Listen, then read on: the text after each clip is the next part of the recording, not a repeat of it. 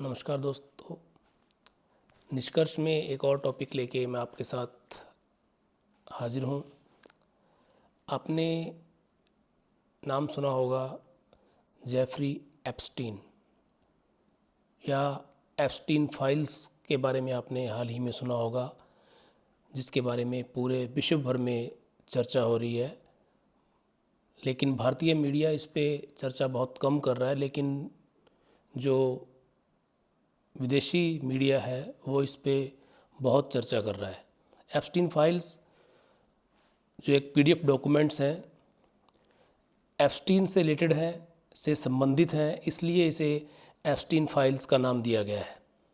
ये जो US department of justice के द्वारा ये डॉक्यूमेंट जारी किए गए हैं और वहाँ की न्यूयॉर्क की जो कोर्ट है, अटॉर्नी जनरल के द्वारा इन्हें जारी किया गया है।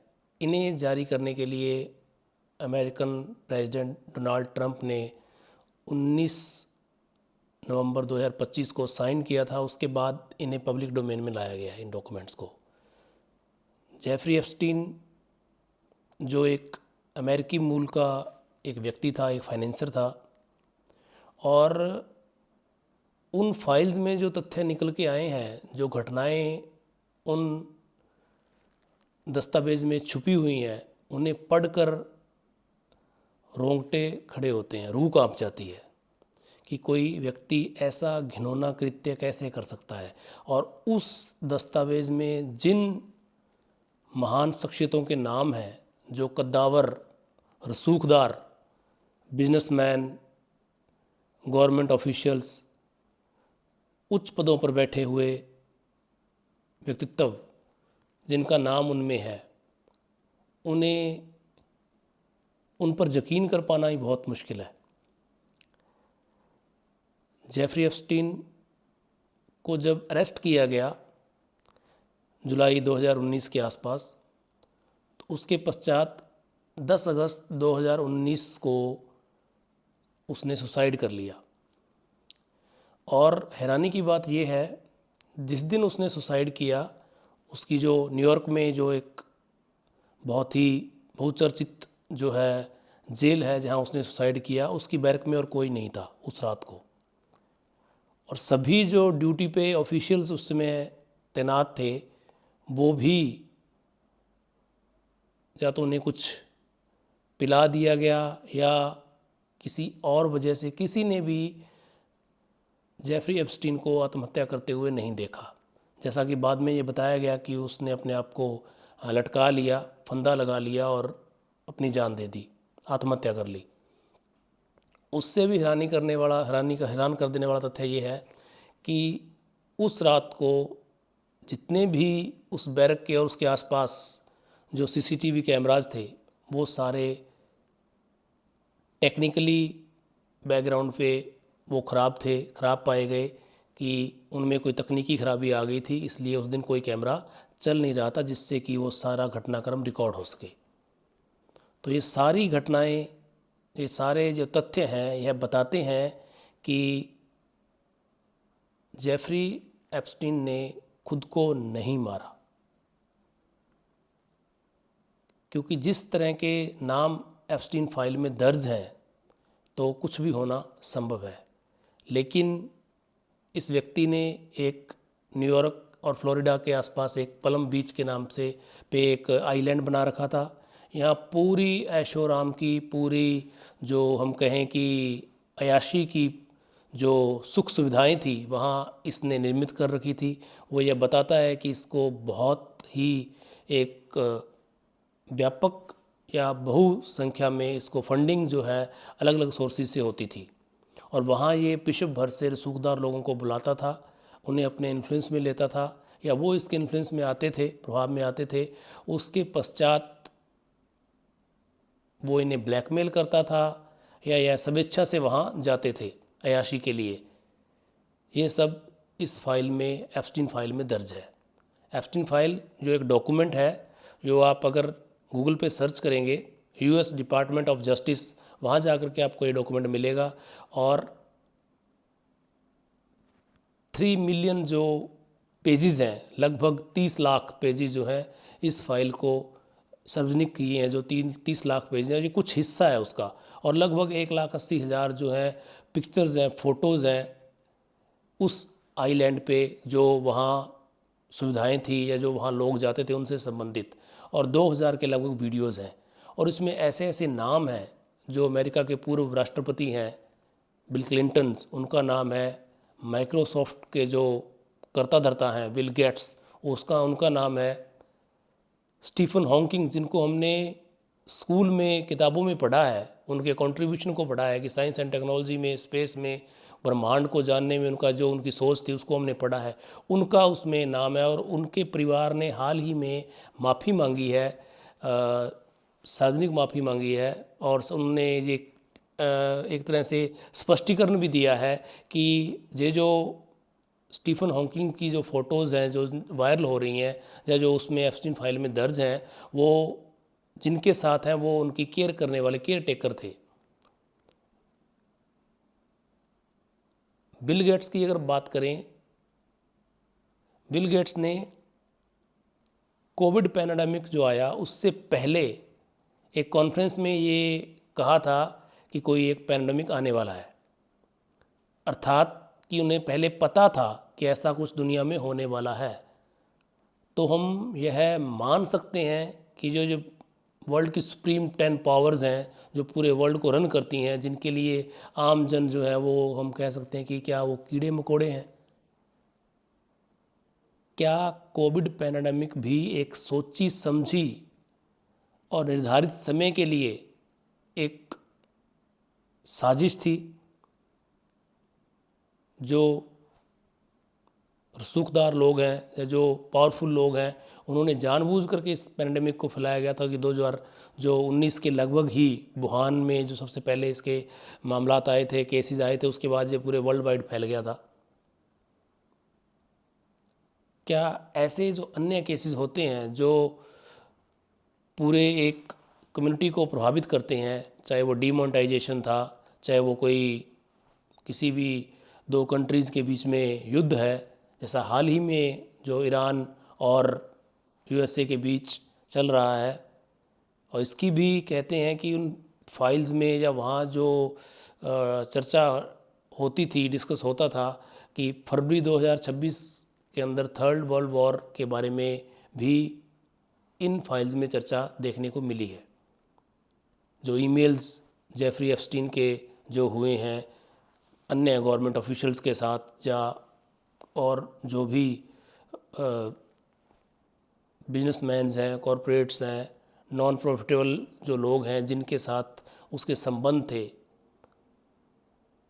तो क्या जो हम सोचते हैं या जो हम समझते हैं ये सब उससे परे के घटनाक्रम है, उससे परे की बातें हैं कि जो दुनिया को रन करना है, कहाँ हमने कैसे किस चीज़ को कैसे समायोजित करना है, ये वो पावरफुल लोग सोचते हैं। सोची समझी साजिश के तहत ये बीमारियां फैलाते हैं, ऐसा हम मान सकते हैं। किस वायरस को हमने कहाँ ट्रांसफ़र करना है, कब किस कंट्री में क्या हलचल पैदा करनी है, ये इनके लिए एक मामूली बात है। तो जो पिक्चर्स जो है एप्स्टीन फाइल्स में जो सार्वजनिक हुई हैं, उनमें अगर हम उन्हें देखें तो हम एक बार के लिए अचंभित होंगे कि हम किसे अपना आइडल मान रहे हैं या मान रहे थे। दलाई लामा जैसे व्यक्तित्व जिनका नाम एप्स्टीन फाइल्स में है। और इतना ही नहीं, जो documents US department of justice के द्वारा जारी किया गया उसमें लिखा गया है कि कैसे जो किशोरावस्था में जो लड़कियां होती हैं, एडोलसेंस होती हैं, 17 से लेकर के 20 साल तक, 15 से लेकर के 20 साल तक की बच्चियों को वहाँ वो बुलाया जाता था, वो आगे अपना रैकेट तैयार करता था। उसके साथ एक व्यक्ति और था जिसका नाम मैक्सवेल था, जो वर्ल्ड वाइड जो है नेटवर्क से जुड़ा हुआ था, और वो अलग अलग कंट्रीज से जो है इस उम्र की नाबालिग बच्चियों को वहाँ लेके आते थे, और वहाँ उनके साथ हैवानियत का व्यवहार किया जाता था। जेफरी एप्स्टीन के द्वारा इसके अलावा जो फ़ोटोज़ सामने आई हैं उसमें देखने को मिला है कि वहाँ जो भी व्यक्ति वहाँ पहुँचते थे उन सब के द्वारा उसी हैवानियत को अंजाम दिया जाता था। और इतना ही नहीं, उन्हें मार कर खाया जाता था। जानवरों से भी बदतर सलूक उनके साथ किया जाता था। ये उन वीडियोज़ में है, ये उन फोटोज़ में है। कोई इतना हैवान कैसे हो सकता है?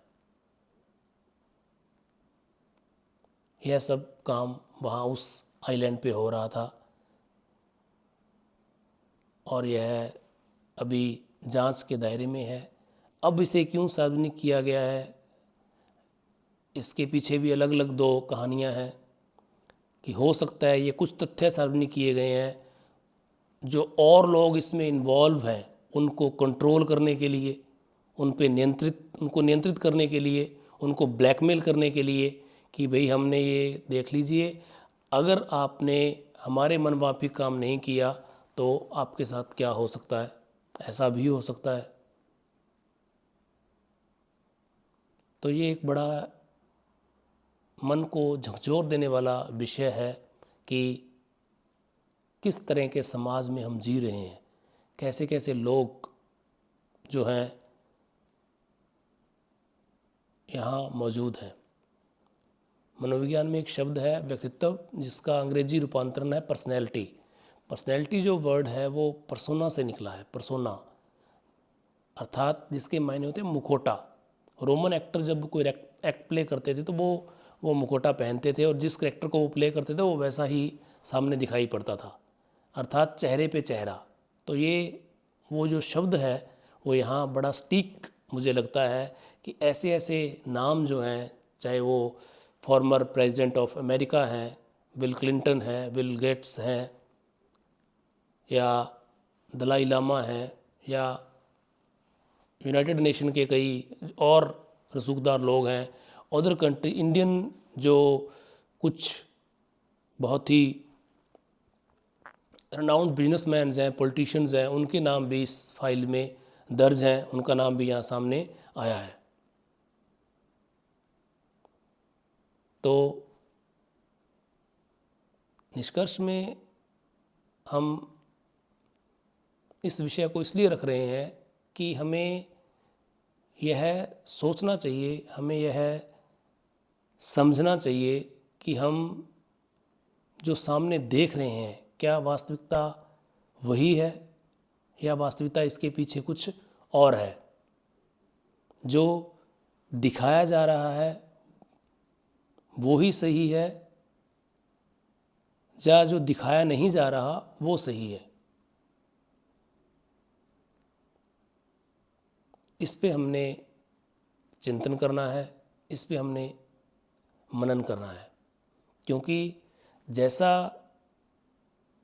एप्स्टीन फाइल्स में घटनाक्रम जो जैसे निकल के सामने आए हैं, तो उस अनुसार जिस प्रकार हम भी, मनुष्य भी चलता हुआ नहीं देखता कि हमारे पैरों में जो कीड़े मकोड़े हैं वो हमारे पैरों के तले आ रहे हैं, तो हमें कोई फ़र्क ही नहीं पड़ता।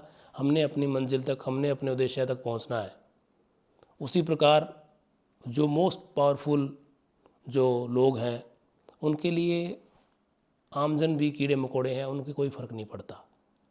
अगर बिल गेट्स जैसे व्यक्ति को ये पता था कि कोविड जैसा पैंडेमिक एक आएगा, और हैरानी की बात यह है कि उस स्तर के कोई भी व्यक्ति जो है उससे प्रभावित नहीं हुए। आम जन जो है वो लाखों की संख्या में इस जो बीमारी की चपेट में आया, परिवार के परिवार ख़त्म हो गए, लेकिन ऐसे कोई रसूखदार व्यक्ति जो हैं वो एक भी सर्च करने पे भी हमें नहीं मिलेगा कि जो इस पैंडेमिक से प्रभावित हुआ हो। तो ये घटनाएं होती हैं, वैश्विक घटनाएं जो होती हैं, चाहे वो युद्ध हैं, चाहे वो सामाजिक मुद्दे हैं, चाहे वो स्वास्थ्य से जुड़े हुए मुद्दे हैं, या ये सब सुनियोजित होते हैं, पूर्व नियोजित होते हैं, क्योंकि एप्स्टीन फाइल का संबंध WHO से भी है, वर्ल्ड हेल्थ ऑर्गेनाइजेशन। उनका लिंक भी जेफरी एप्स्टीन के साथ मिला है। और ये जो 3 मिलियन पेजेस हैं जो दस्तावेज़ हैं ये इसके जो प्राथमिक जो प्राइमरी सोर्सेज हैं वो मुख्यतः 5 सोर्सेज से इन्वेस्टिगेशन एजेंसियों को मिले हैं। पहला सोर्सेज जो न्यूयॉर्क पुलिस ने एप्स्टीन पे केस डाला, दूसरा जो उसके न्यूयॉर्क जो एजेंसीज हैं उन्होंने उसके दोस्त मैक्सवेल पे केस डाला, तीसरा जो जेफरी एप्स्टीन की डेथ हुई उससे संबंधित जो इन्वेस्टिगेशन थी चल रही थी, चौथा जो FBI जो अदर इन्वेस्टिगेट इससे जुड़ी हुई कर रही है, और फिफ्थ जो इन्वेस्टिगेटिंग ऑफिसर्स हैं जिन्होंने डाटा कलेक्ट किया। इन 5 सोर्सेज से ये पूरे दस्तावेज जो हैं वो एकत्रित किए गए हैं, जिनमें लगभग जैसा मैंने पहले भी बताया कि 30 लाख के आसपास PDF जो हैं, पेजेस जो हैं वो जारी किए गए हैं, पब्लिक डोमेन में लाए गए हैं, और ये हम US डिपार्टमेंट ऑफ जस्टिस की वेबसाइट से हम देख भी सकते हैं। और 2000 के लगभग वीडियोज़ हैं और 1,80,000 के लगभग जो है पिक्चर्स हैं, जिसमें ये पूरा जो आइलैंड पे जो घटनाएं घटित होती थी वो सब उन पिक्चर्स में दर्ज हैं। इसके अलावा जो भी ईमेल्स हैं जेफरी एप्स्टीन के, जो अलग अलग समय में अलग अलग देश के अलग अलग लोग जो वहाँ उससे मिलने आते थे, जो उसके साथ जिसके संबंध थे, उन सब को डॉक्यूमेंट के रूप में जो है अपलोड किया गया है US डिपार्टमेंट ऑफ जस्टिस के द्वारा। इसके अलावा उसकी हवाई यात्राएं या जो प्राइवेट जेट जो वहाँ वो आते थे उससे जो मिलने आते थे या वो जिनसे मिलने जाता था, वो सब यात्राएं, सब ब्यौरा फाइनेंशियल है, उधर जो भी इंफॉर्मेशन है वो सारी उसमें मौजूद है उन डॉक्यूमेंट्स में। और इन डॉक्यूमेंट्स को सबसे पहले 500 लोगों का एक समूह, एक ग्रुप, जो एक कमेटी हम कह सकते हैं, 500 लोग जो उसमें मौजूद थे, उन सब ने इनको रिव्यू किया है, इसकी सत्यता को जाना है। उसके पश्चात उन 500 लोगों के रिव्यू करने के बाद ये पूरे डॉक्यूमेंट जो हैं 40 मेंबर्स की एक कमेटी है जिसमें सारे अटॉर्नी जनरल्स हैं US के, उनके पास ये डॉक्यूमेंट गए हैं और वहाँ फिर इनको अगेन रिव्यू किया गया है। दैन उसके बाद इन्हें जो है फाइनलाइज किया गया है, इन्हें उसके बाद इस दस्तावेज़ को तैयार किया गया है। तो यह जानकारी एप्स्टीन फाइल्स के बारे में आपको कैसी लगी, आप कमेंट में अपने सुझाव अवश्य लिखें और हमारे इस चैनल को निष्कर्ष पे डॉक्टर SK शर्मा को ज़रूर सब्सक्राइब करें। धन्यवाद।